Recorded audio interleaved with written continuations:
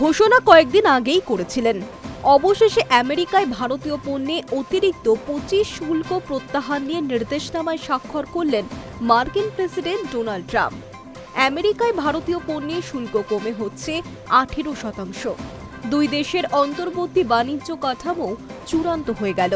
এর জন্য ট্রাম্পকে ধন্যবাদ জানিয়েছেন প্রধানমন্ত্রী নরেন্দ্র মোদী। ভারত ও আমেরিকার মধ্যে অন্তর্বর্তী বাণিজ্য চুক্তির কাঠামো চূড়ান্ত হওয়ার পর ট্রাম্পকে ধন্যবাদ জানিয়ে এক্স হ্যান্ডেলে প্রধানমন্ত্রী লিখেছেন, ভারত ও আমেরিকার জন্য সুখবর। অন্তর্বর্তী বাণিজ্য চুক্তি নিয়ে কাঠামোতে সম্মত হয়েছে দুই মহান দেশ। আমাদের দুই দেশের সম্পর্ক আরও শক্তিশালী করতে প্রেসিডেন্ট ট্রাম্প যে অঙ্গীকার করেছেন তার জন্য তাকে ধন্যবাদ জানাই। দুই দেশের এই পদক্ষেপের ফলে মেক ইন ইন্ডিয়া আরও গতি পাবে বলে আশাবাদী প্রধানমন্ত্রী।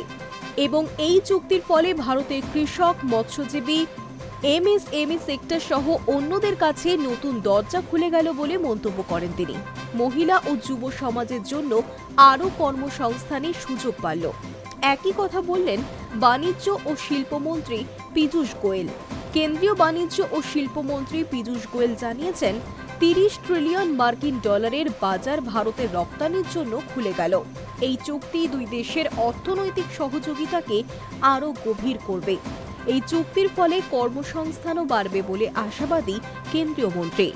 কংগ্রেসের সাধারণ সম্পাদক জয়রাম রমেশ অবশ্য এক্স পোস্টে লিখেছেন, সম্প্রতি প্রকাশিত আমেরিকা ভারত যৌথ বিবৃতিতে বিস্তারিত কিছু বলা হয়নি, কিন্তু যা প্রকাশ করা হয়েছে তা থেকে এটা স্পষ্ট যে ভারত আর রাশিয়া থেকে তেল আমদানি করবে না। আলাদাভাবে আমেরিকা ঘোষণা করেছে যে ভারত প্রত্যক্ষ বা পরোক্ষভাবে রাশিয়া থেকে তেল কিনলে 25% জরিমানা পুনরায় আরোপ করা হতে পারে। ভারত তার নিজস্ব কৃষকদের ক্ষতির বিনিময়ে আমেরিকান কৃষকদের সাহায্য করার জন্য আমদানি শুল্ক কমিয়ে দেবে।